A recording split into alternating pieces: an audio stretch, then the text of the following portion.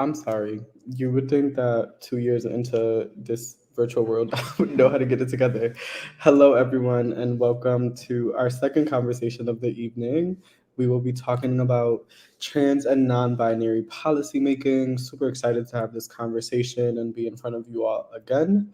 To ground us once again, as I love to do, start with a quote. Our quote for this conversation will be from our amazing, lovely foremother, Marsha P. Johnson, who said, "No pride for some of us without liberation for all of us." And to further expand, I think that one of the ways and mechanisms to liberation is policymaking. So I would love to invite Ala and Erica to the screen so we can engage in an amazing conversation around policy. Awesome. So before we get started, I'm going to pass it to Ala to introduce yourself, your role at the Pride Center, and to provide last conversation. What's something that brings you joy? So hey y'all, thank you for joining us. My name is Ala Ashumare. My pronouns are they and she. I am the director of youth services at New Haven Pride Center. And One thing that brings me joy. mhm. Um, it's probably terrible and it's very telling, but watching other people be in joy, like watching other folks experience joy, brings me like a lot of joy. I also bring her a lot of joy. Yes. My two children. Wait, hold on. How can you see both hands at the same? My two children, my three children, my four children, all my children. Y'all bring me joy. Her. And you all know Erica from our previous conversation and myself, so we'll skip over our introductions. Um, What? No. um, so yeah, trans and non-binary policymaking. I will say I think all of the three of us on this call have some experience or a lot of experience, plenty of experience with policy and lobbying and all of this sort of political world. And the reality is that politically, we are in very trying times for the trans and non-binary community across the country. This midterm election was a scary one to watch. And the days following the midterms were even more nerve-wracking as we waited to see what party would dominate the House or the Senate, so on and so forth. Um, and let's not even get started on the Supreme Court and everything going on at that level. So I would like to talk a bit about, what are some of the trends that we have noticed in policy making across the country in the last 2 years as it relates to trans and non-binary folks. And then we'll expand a bit more from there. But I just want to start there to sort of ground us around like what we've noticed across the country when it comes to trans and non-binary policy, and even in our state, who's has one of the cases that has been probably the most controversial as it relates to trans folks in sports. Yeah, thank you for all of that, Allah as well, Janice. Yeah, what I will say is I think what we can all agree on is the trends we have seen is the rise in propaganda around our lives, and the continued like growth of the political playground that like surrounds our bodies. And so I think what has been happening is like, however we want to describe it, the right wing or the left wing, right? But there's been a mass play into hysteria around our livelihoods and like what is actually impacting us and what isn't. And so therefore it's creating this very interesting dynamic and stratosphere where folks are continuing to play into the idea that when we don't exist, and so therefore we're some new sense of phenomena in our identities, when we know that's not true, right? um, and it's further like pushing us away from the truth around that we've always been here. And so what I would name is, I think we've been avoiding in mainstream conversations the trend of political anarchy towards like trans women and trans folks and femme presenting bodies for a long time, right? And I think a clear example of that is cross-dressing legislation in this country that has happened from like the 1840s to the 1970s and later, right? What it was actually incriminating us for femme presenting folks to exist in public eye, right? And so folks have gotten used to the idea of us being erased. And so I think like it's really important to kind of just highlight that and emphasize like that trend is really, especially within Connecticut, on such a high rise. And so I think watching who was going to have control of what was a very like scary moment, especially as a one of the trans experience, especially because Connecticut is extremely covert, specifically hidden in its racism and its bigotry, in its transphobia, its queerphobia, and so I think there's an increase in that, but because there is this understanding that Connecticut is extremely liberal, um, because of the things that we pass. But what is missed is the actual implementation. And so, what that means to the public is that we will pass things. However, there is no money that is moved in the back end to actually create the system of what we just passed. So legally, in the state of Connecticut, folks are breaking the law, and breaking things that are continuing to harm us. And so that is what's happening, especially the last 2 years. And so there's this extremely violent thing happening in conversations and across the country, especially around our bodies and our lives and legislation, and what they're actually trying to continue to take away from us from what they actually have been doing from the very beginning. Yeah. Yes. All of that. All of that.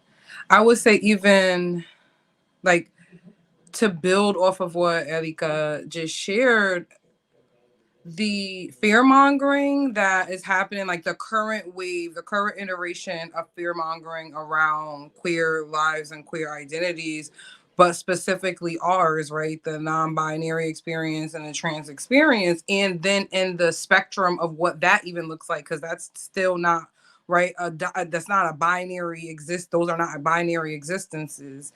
I think I have seen a trend, and again, the need for us to validate that we exist, that we have always been here, by needing to set precedents still, right? Like the antiquated system of needing to set having a precedent in our legal system, and then no one wanting to be the judges or panel that sets said precedent, because then it's going to get rolled back. So then we have, like you said, these laws that are very shallow, that there is no implementation. There was, even when it was written in, it wasn't, it's hard to get things, policies passed that would be really, really, really specific as to what exactly they're supposed to do.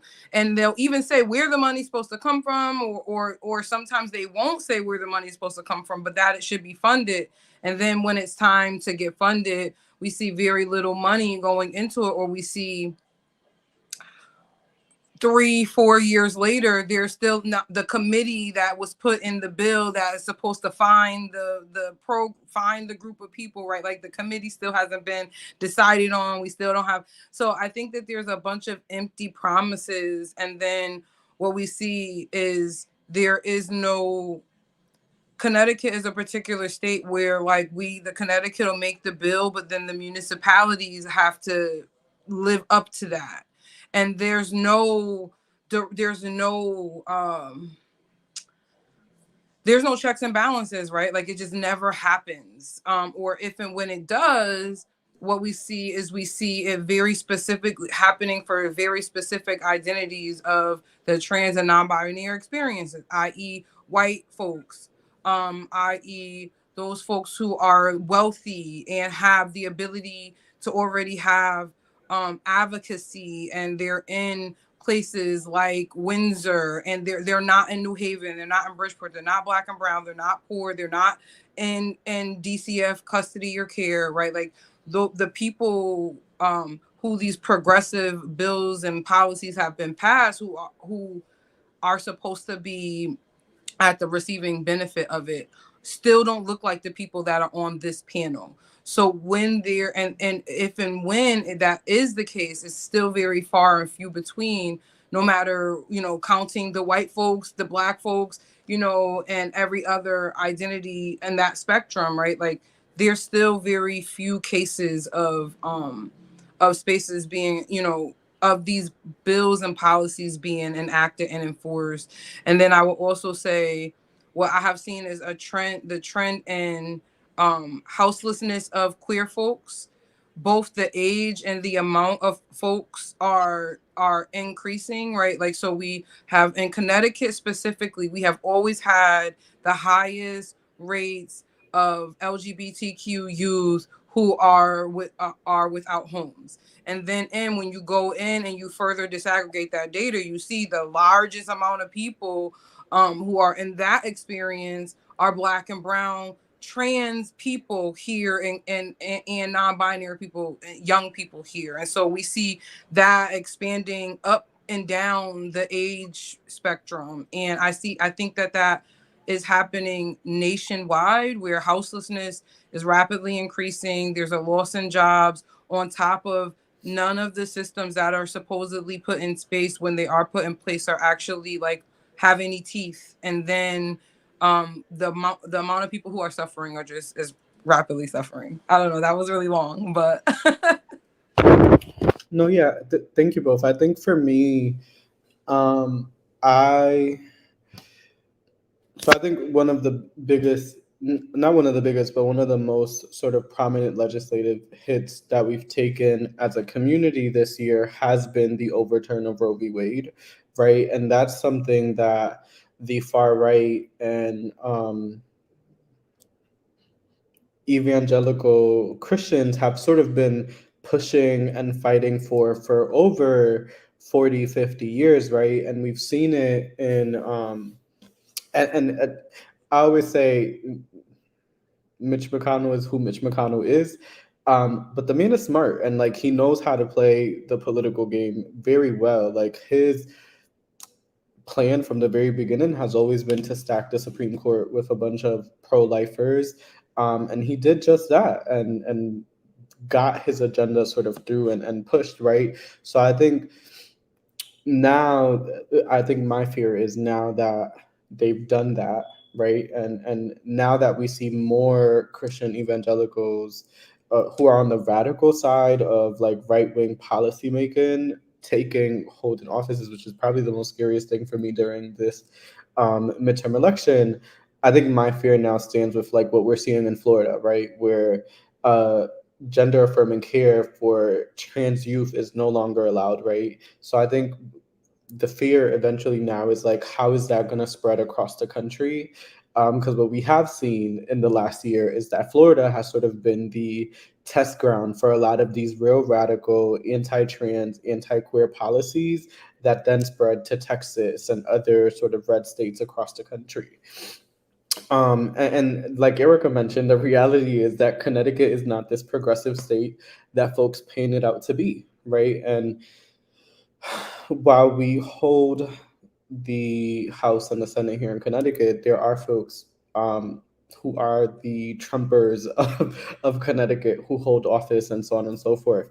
So I think my question now is, how do we as organizers and folks who work within community lean into some of our tactics around organizing to not only push for policy, but also make sure that we're building the people power to sustain said policy changes?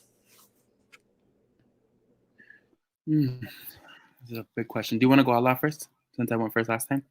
It's up to you.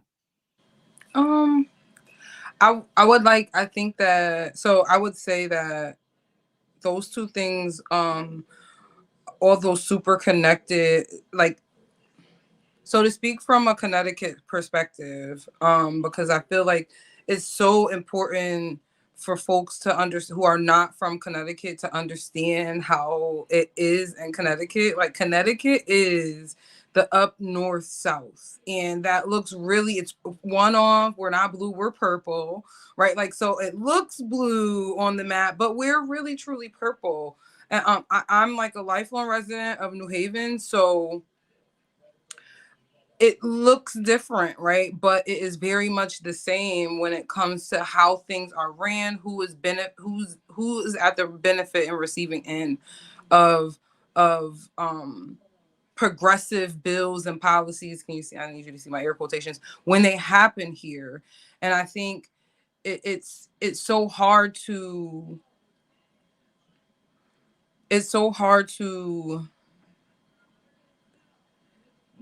build people power in Connecticut, because it's I was having a conversation with someone, and we were talking about the difference between organizing in Connecticut and the difference between organizing in the South as folks with Black identities who are also queer. And up north, because we have more progressive things on the books, people are less inclined to think that it's their problem. The people who need to be inclined, straight Black men who like are super hotepi don't think that the things that are surrounding like the overturning of Roe versus Wade, or the need for transgender and non-binary policies that create safety for us again in air quotations, need to be passed because those things benefit them. And it's hard to do that when, although Black and brown folks are never we're not a minority anywhere, we still are the minority when it comes to creating on the ground momentum here. There's a lot of Black people and brown people who are semi close to being financially safe to not think about the Black and brown and poor folks and queer folks who are not at the same lived experiences of them. And so when we're in a small state like Connecticut and we have 100-something legislators, that means some legislators only are legislating for 27 people who are in their district. And if those 27 people are not, if the majority of them are not white, are not trans or non-binary or Black or brown or poor, the things that they legislate for don't benefit them. And that has to directly correlate to what we look like on the ground, and what we look like and what we look like in legislation. And I think that it's just hard to create equity in a state where we have 100-something legislators. In New Haven alone, New Haven's only 19 square miles. So it's hard to get folks to decide for other people that are not voting for them, to care about the bordering town and the bordering area and what kind of demographics are in those areas, and when they're voting, to vote for them as well as on the ground. It's hard for us on the ground who are engaged. Let's just talk about the folks who are engaged with policy change or grassroots organizing or grass top organizing work. It's hard to get someone who is doing something for environment and really that's their thing, right? And that's their wave, to step into LGBTQ issues if they're not themselves LGBTQ. And we know that the movement is the forefront of the movement is Black and brown people. So that means that we need the Black and brown people to think like that. And I think that that's the issue everywhere, right? Like there's people who repeat the same things, like a quote unquote Trump person would say. Like there's Black people who dismiss our existence. There's Black and brown people who deny our existence here, even though they see us every day and they live next to us, and they will, if they need to, come and borrow some sugar from us, they will, because although they hate us, they're not phobic of us. They're not afraid of us. They just hate us. And I think, and I have experience trying to do the work of the disconnect. Is really hard. Door knocking in the hood. It's hard for us to go in the hood and door knock around a bill around bathrooms for trans people in the hood, right? Like that's hard, and that would be like that in any hood, but it's hard because it's just a particular beast. Connecticut is really hard to organize in because we're small but spread out and very siloed. And so if you don't care about another person's issues, you just don't care about their issues.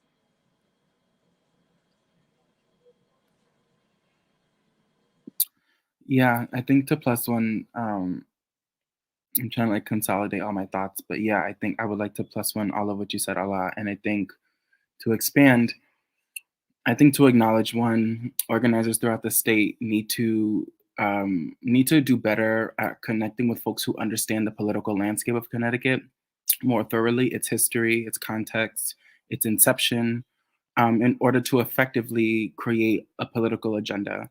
I think that also coincides with what you said a lot around how we're building relationships effectively. So who are we choosing to actually champion with us to these bills and these buildings, right? And that means doing doing a deeper due diligence of understanding what is one's own like um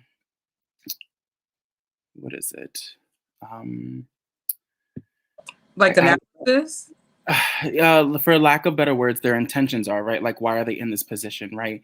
Um, what are they gaining from this, right? I think we have to do a deeper analysis when building these relationships, right? So we're actually effectively building transactional relationships, right? And the reality is we have to understand that transactional relationships are okay, right? When there's a common goal, right? And so we don't have to like each other. However, there has to be an understanding that you are mutually going to benefit from this in a way that aligns with our morals, right? Like not downgrading or being like we're going to give up on people, right? But meaning when building agendas, building goals, what are we doing together to get there?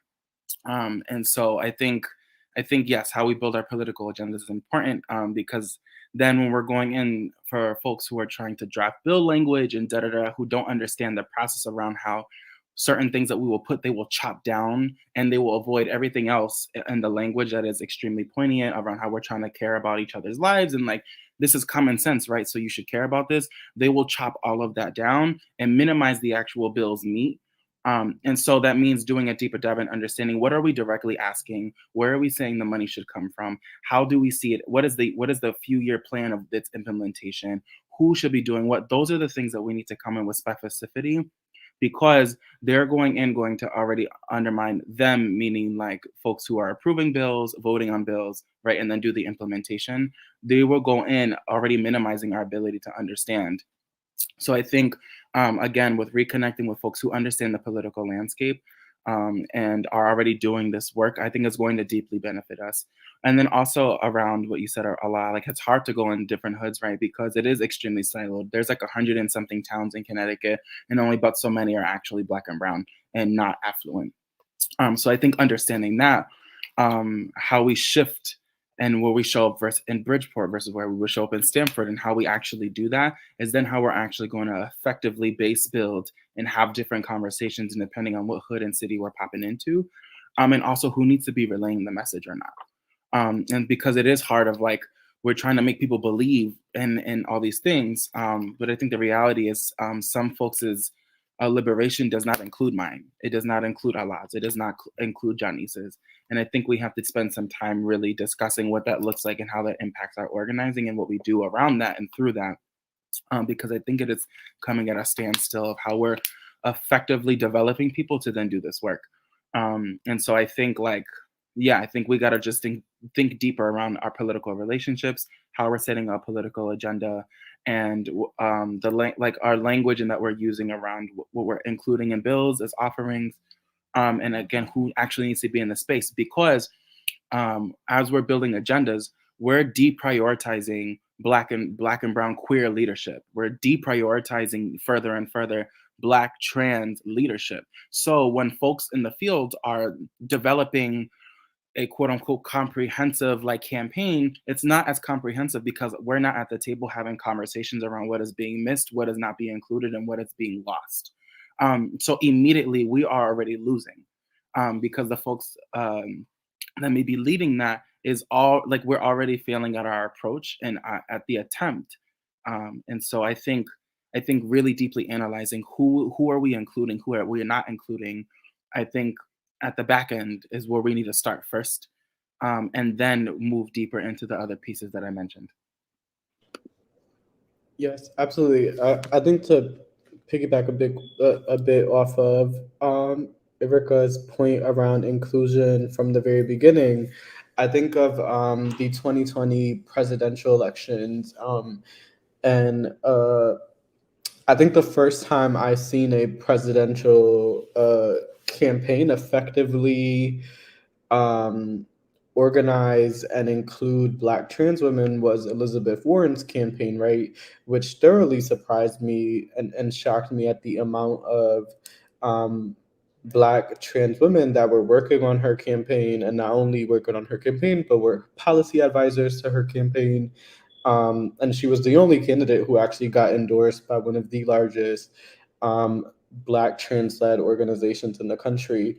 So I think my question around that would be sort of like, who are legislators out there, and there might not be any for you, right? But who are legislators out there that you're like, oh, I see you, you see me, and like there's sort of a path forward to do actual co-creation around policy that is centered around trans and non-binary folks across the country.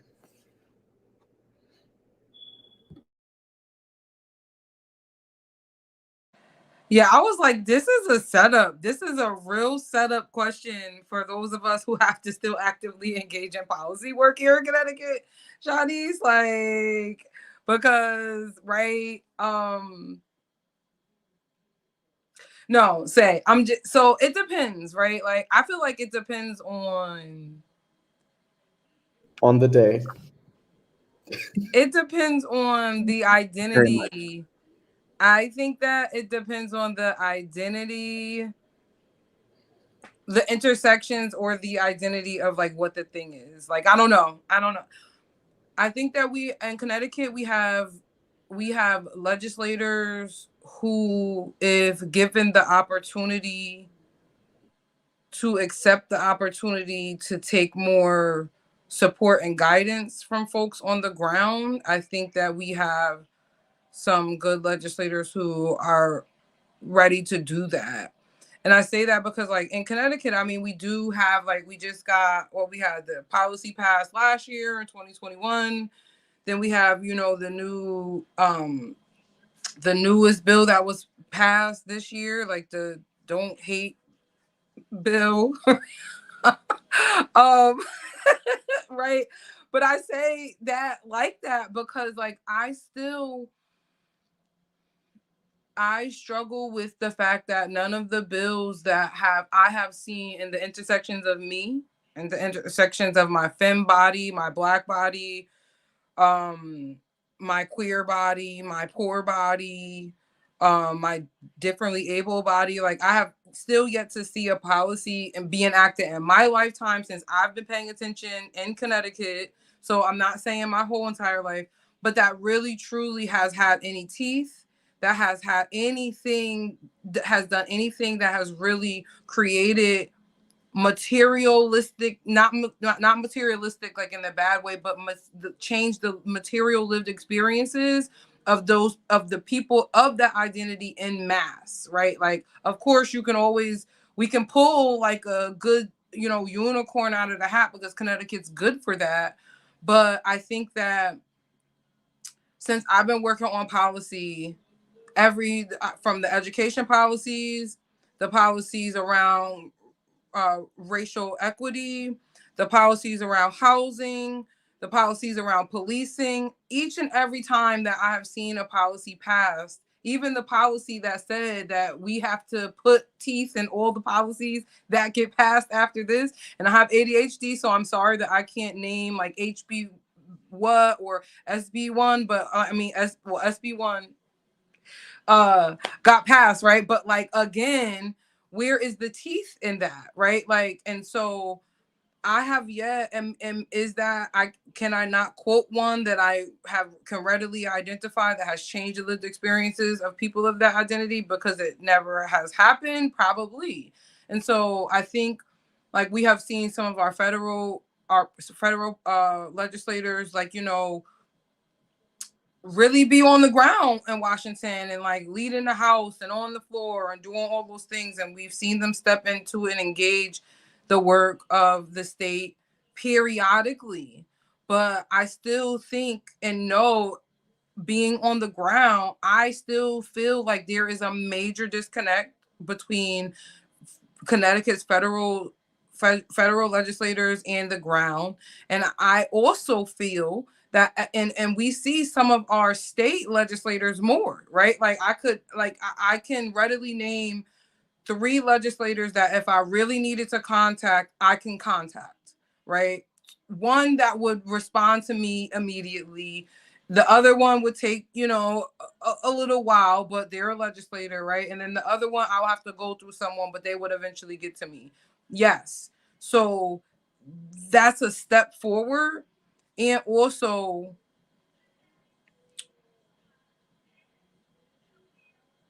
are we directly funneling information back and forth together? Are you reaching out and saying, hey, I'm thinking about doing these things. What do you think? As if I was a legislator, what I would be doing, I know that it's happening, but I don't think that it's happening with enough people in Connecticut. I think that I witnessed some of the people and the ways that that's happening is still, again, very siloed, and it's still based off of individuals' change lived experience. And I think that we struggle in Connecticut, especially, to break those individual silos of, this is the person I know, these are the people that I'm comfortable with, and so these are the people that I'm gonna engage with, and then everything after that is, if I can get to it, if I can engage with them, I will. And I think that is doing a disservice to the amount of information that they're taking to the state and federal capitals. And I also think that it is vice versa. I think that because there is not a more of a leaky faucet approach in a safe way for the community of the people who vote them into office, that some of us on the ground who are not deep, have the capacity to deeply engage with following what is happening at the legislature. It's hard to do the work because we're still responding to the violence that's happening in our municipalities and in our cities. We're still trying to get some areas of Connecticut are still trying to get like civilian review boards enacted, or look at what's happening in Hamden right now with the new mayor, and like how like the new mayors, this one's a little, might as well just kept the last mayor kind of thing. Like, so it's hard to do statewide federal and federal policy engagement when in the municipalities there's too much of a disconnect, and people are just really on the ground trying to change the folks that they like, change the lived experiences of the folks that they see, because it's just, I don't know, it's just like, so I don't know if that answers your question, but I hope that it does. Yeah, I think this is the part of the conversation where I'm gonna invite you both to dream, and really just think of another world that we don't live in. But if you were able to, right, what are some major policy changes that you think are necessary and important to change the lives of trans and non-binary folks across the country and someday even globally? That's a big one. Thank you for leading us to a place of like imagining. The truth is, right, if I have to imagine, this wouldn't be a conversation, right? Like, to even have to think about what it is to dream of legislation that wouldn't impact my body, my ability to love whomever I decide, and like to dream of policy that wouldn't impact choice. That's not a world that I would imagine we have to do any of this work in. And so if I have to, I think about in the United States, in this country, like healthcare, like the systems that exist here that don't exist in other places, are meant to inherently be complicated. They are comprehensively built to be complicated. And so I would want to eliminate that. And I think more streamlined processes, more streamlined and coherent ways of asking for help, getting help, that are deeply rooted in transformative and restorative practices is deeply what I would imagine. We live in a system that believes in order to solve anything, we have to continue to increase policing. Um, so I just, yeah, I think it's really hard to name something specific. Yeah, that's where I'm at for right now. I think about this all the time because it's easy for me as like a more depressive kind of person to get rooted in like just the negative. So I think like firstly, I would want to see I think that, so for me, my path is divesting at both the federal, but like the federal divestment from policing and reinvestment is like very specific. Like it must, like each and every police department must divest by 25% increments of their whatever their individual budgets are, right? And this first 25% divestment must be done, within the next 12 months capacity. All funds, um, um, 23% of all funds of divestment must legally be invested into community care centers. Be so specific as to who sits on the boards, right? Like no corporate entity that is not a 501c3 with a budget of $3 million or less, right, can have a deciding factor on any boards, right? So there, that helps with like PACs not getting on the boards and like rerouting the money and stuff. And I would say like all those funds be reinvested directly into historically divested communities where the people who are in charge are people who are who are from the historically divested community, meaning like you have to be from here, right? Like you cannot be going to school at Yale and then in your graduate degree program knowing that as soon as you're finished you're leaving, be deciding what's happening for anything in Connecticut for the next 15 years, right? And I think that like if you are willing to make a commitment to the state and you come here for educational purposes and you stay, then of course you should. But if you know that you're just here so you can say you were on the deciding committee of where these buildings are built, I think that is part of the issue. And I know that that's part of the issue, especially coming from some place like the Ville, which lives under a constant triple occupation. So for me, the first and biggest thing would be a very specific, intentional divestment from policing at the federal and state level at the same time, simultaneously. That is also inclusive of ways to rehabilitate those people who received like jobs and pensions and all those things. And I mean, like everybody who retired, let them keep their pension, right? Like we're not trying to enter people into unemployment. We're not trying to enter people into houselessness, right? But there has to be an intentional divestment from the biggest thing that is sucking up all the funds, and that is policing and the militarization of policing. And so for me, that is the first most beautiful sign of it not being a divestment that with the next 2-year election for mayor, the mayor gets threatened by the police department so that they're going to lose confidence in him. So he reroutes like he does everything that he said that he wouldn't do in the first mayoral campaign, right? Like if your city sounds like that, like whatever, I'm not going to, but what I'm saying is I think that that is where my vision, like we need money in order to do these things. We know that capitalist systems are really the result of the world that we're in, and also in order to fully abolish any system, you have to do it in increments that actually are working towards the abolition of that system. And I think the firstly, just redirecting money from policing, and that includes not investing every year rapidly and increasing the investment into the military industrial complex. Thank you for sharing all that too. Absolutely. I was definitely like in my head, like, yeah, because you said it at the end. That's why I was like, yes, daughter, yeah.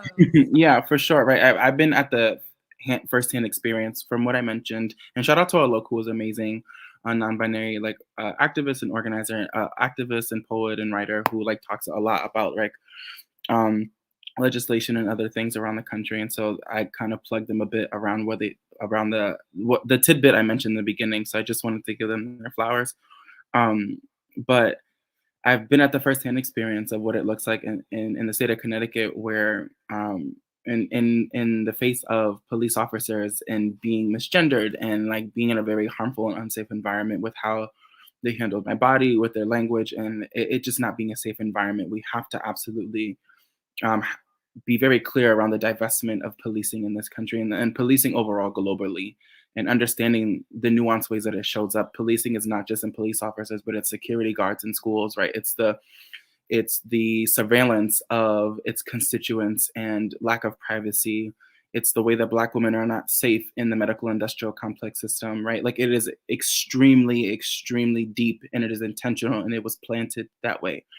And so thinking about the further dreaming of all of this, we have to absolutely create new systems, and understanding that like for abolition there's short-term goals and then there's long-term wins, right? And so understanding that we're moving away from reform, and at one point reform was a radical idea, and so we can have short-term reform wins, but however if it has to be it has to be congruent with abolition. And abolition, how I have come to understand it, is to formally remove something, but it is also to create.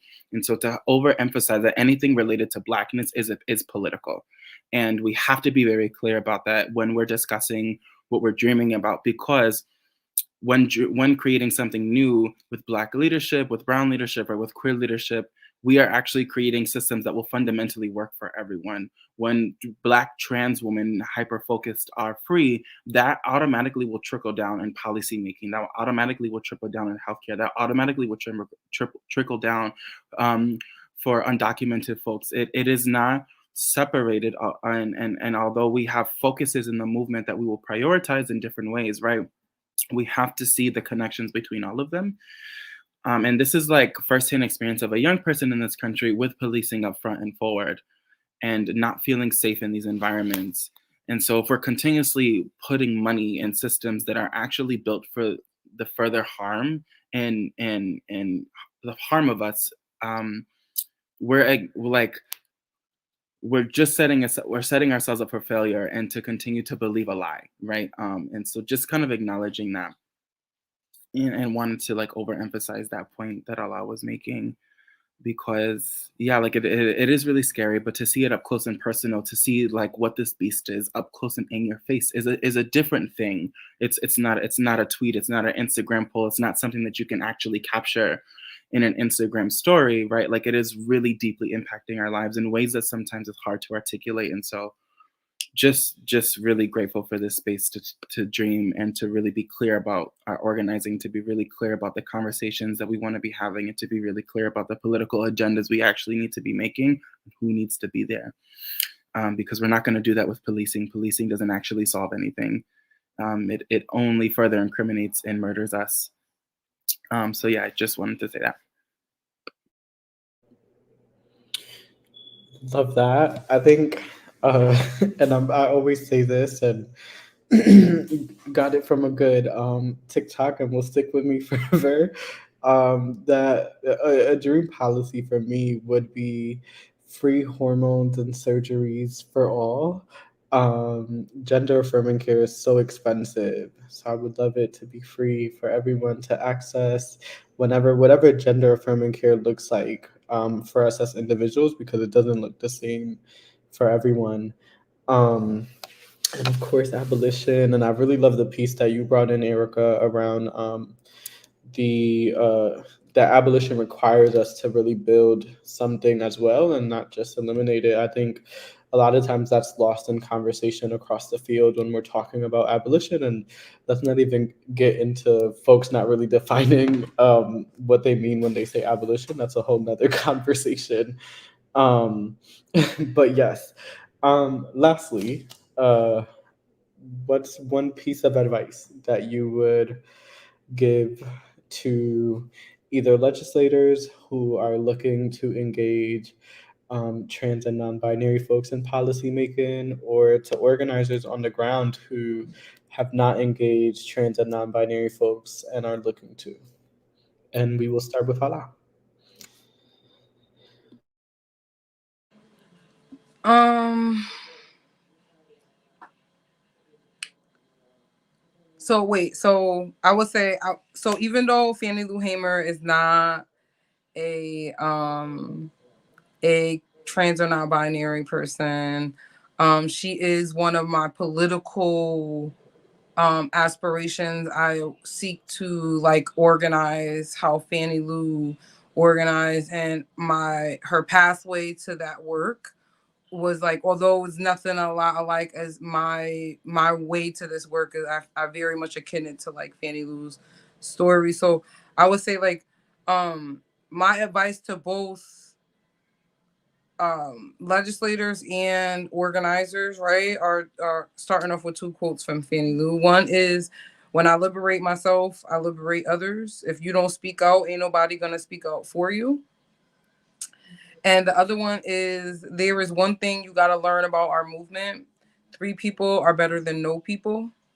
So I think for my organizers and my fellow activists and organizers and on the ground, both in Connecticut and everywhere else, I think consistency um, will get us further.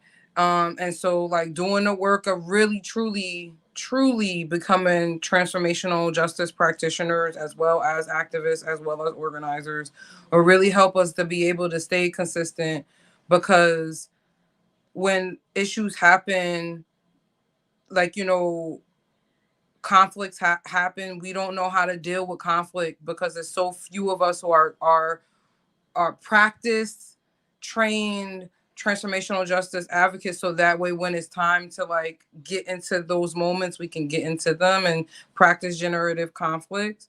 And so that way, when we start off, because like actions often look like for things that matter to our identities, like we do a lot of work in the first couple of actions, unless there was some really like a major extreme violence happening nationally, it's really hard to galvanize a lot of people here in Connecticut. So when that doesn't happen, in those times of doing the work, in between those times, like if only three people show up, and let's engage with those three people, and let's plan, and let's keep going and keep going, and like help other people, right? Like help, even if you don't really fuck with them, right? Like, but that what they saying is right, like, and you have the ability to help them get a space to have their meeting, and you don't gotta go to the meeting, put them on, right? Like help each other build the movement. And I think for legislators, I think that specifically for both the federal and state legislators of Connecticut, I would say, like, please get out of your own way, right? Like right now, I feel like there is an agenda, more of an agenda to acquire wealth, whether it is the wealth of attention or the wealth of finances, and the need to protect the status quo. The Democrats of Connecticut, I hope that this midterm season was an encouragement and like a step forward to like really actively putting teeth in some of these bills. But like I also want to say that like I'm talking to young people, and I just met a young Black Republican in Connecticut today. And when I asked him, instead of canceling him and being like, "Oh, you a Republican blonde," I asked him why. And we had a really amazing conversation. And I still think it's bullshit, but his reasoning, all of that was spot on. And it is because he does not see a way through the Democratic Party, does not see himself in the Democratic Party of Connecticut. He is someone who's from the hood. He is not someone who wants to wear suits. He is not someone who wants to hobnob with the white folks. He want to come in, get out, and galvanize with Black people. And trying to, according to him, multiple engagements with the Democratic Party left him feeling very like he was not belonging to that. And he wants to create economic wealth for himself. And he sees a pathway through that, through following a Republican agenda and trying to create his own. I think that's bullshit. I hope y'all think that's bullshit, but I want you to know that you are losing some of the next generation because you are pushing us out, because we don't meet up to your respectability politics as legislators. When people are trying to engage with you, some of the people that you are dismissing are smart and are engaged in this system. And if you push them out, they will go to somewhere else. And we may still be a purple state now, but we're purple. So that means that we can go to red anytime. And it doesn't, there's a lot more poor people becoming Republicans than but it's happening. And so for legislators, you need to come into the hood, and please don't be making TikTok videos, doing the Dougie or whatever I seen on my phone yesterday, but really come and engage with us, hire us, listen to us, and let us help you run your campaign as you need to be, and let us help you teach you the things that you need, both white legislators and Black legislators, because there's a disconnect as to what is needed from the folks on the ground and this newest generation of voters that have just entered into voting in the last 4 years and beyond. I think you really are missing a key demographic of people, and folks are rapidly disengaging from voting in the political regime. And unless you want it that way, it's going to stay that way. Erika? Yeah, a +1 to all of that. I will say, for legislators, continue to disrupt whiteness. That is important. As you said, Allah, right? Like, folks want to maintain the status quo, but really what that means is they want to maintain whiteness. They want to maintain their proximity to whiteness, because whiteness, we believe it will save us. We believe it will grant us these different pieces. And so as someone who is representing constituents and primarily folks who are deeply impacted in more complex ways, continue to disrupt whiteness as you are supposed to be an elected voice for the people, as folks put their trust in you. And that is deeply important. What I will say to organizers is, I'm here to agitate, so I'm going to agitate a bit. I will say to organizers, really sit deeply with what your definitions of liberation are, because if it doesn't include me, if it doesn't include Black trans women like myself who are dark skinned and other things, you are actually co-signing the further harm and destabilization of our lives. You are co-signing harm on Black lives. And I'm going to say that very clearly, and so folks may feel really uncomfortable by that, but that's fine. So we really need to sit and be clear about what we mean by liberation and what freedom looks like to us. Because if your freedom is discontinuing my existence, that's actually upholding white supremacy and colonialism, and how it is impacting us in this very moment. And when I am free, you are free. We share the same freedom. And so we may not see the same pathway to get there and tactics, which is fine. But if my essence of my humanity is debatable to you, then that's something to look inward about, around why we can sit in these liberatory spaces and debate whose humanity is worth organizing over. And so I just want to leave folks with that. Thank you. That was a wonderful way to end. Thank you all for engaging in this conversation. Thank you to everyone who tuned in and watched, and those who will tune in at a later time and watch this over. I invite you all to join us tomorrow at 3 p.m. at the New Haven Pride Center for our visual and altar making. We will be there from 3 to 5, so please make sure to stop by and share space with us in community in person. So awesome. I hope you all have a great and wonderful night. and see you all another time.